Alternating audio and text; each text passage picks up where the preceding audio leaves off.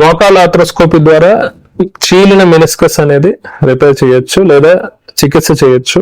So మీరు చూస్తే అసలు మెనిస్కస్ అంటే ఏంటంటే ఇది తొడ ఎముక, ఇది కాలెముక. సో ఈ ఎముకల మధ్యలో ఈ బ్లూగా ఉన్నది వచ్చేసి కార్టిలేజ్. సో ఈ కార్టిలేజ్ కి మధ్యలో ఒక వైట్ కలర్ కుషన్ ఉంది, జూమ్ చేస్తే మీకు తెలుస్తుంది.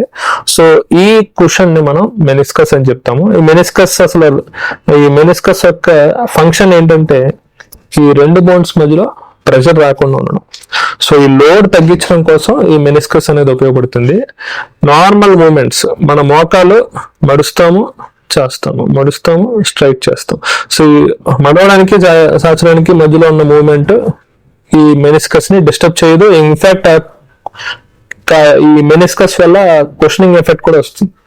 ఎప్పుడైతే మనం స్పోర్ట్స్ ఆడినప్పుడు, అది క్రికెట్ అవ్వచ్చు, బాస్కెట్బాల్ అవ్వచ్చు, వాలీబాల్ లేదా బ్యాడ్మింటన్ ఆడినప్పుడు కానీ కాలు ట్విస్ట్ అయినప్పుడు, తిరిగినప్పుడు ఏమవుతుందంటే ఈ మూమెంట్ వచ్చినప్పుడు ఈ మెనిస్కస్ అనేది ఈ రెండు ఎముకల మధ్యలో నలిగి టేర్ అవుతుంది, కట్ అవుతుంది.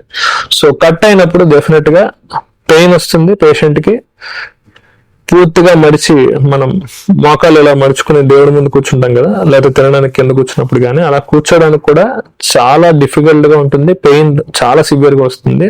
లేదు పేషెంట్ చాలాసేపు కూర్చుని సడన్ గా లేవడానికి చాలా ఇబ్బంది వస్తుంది ఈ మెనిస్కల్ టేర్ అవడం వల్ల లేకపోతే కట్ అవడం వల్ల. కానీ అలా ఉన్నప్పుడు మీరు ఎంఆర్ఐ చేయించుకుంటే మెనిస్కస్ టేర్ అయిందా లేదనేది కన్ఫర్మ్ అవుతుంది.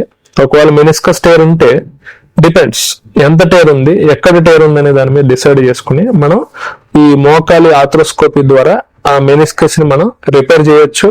ఈ రిపేర్ 100% సక్సెస్ఫుల్. బట్ ఎంఆర్ఐలో ఆ టేర్ ప్యాటర్న్ బట్టి మన ట్రీట్మెంట్ డిసైడ్ అవుతుంది. సో డెఫినెట్ గా చేస్తాము. చేసిన తర్వాత సక్సెస్ అవడానికి చాలా ఫ్యాక్టర్స్ ఉన్నాయి. సో ఏజ్ అవ్వచ్చు, వెయిట్ ఎంత ఉందనేది అవ్వచ్చు, ఎన్నాళ్ళు అయింది ఇంజరీ.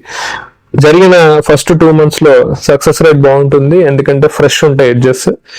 4 to 5 years అయిన తర్వాత వస్తే మేబీ అంత సక్సెస్ కాకపోవచ్చు.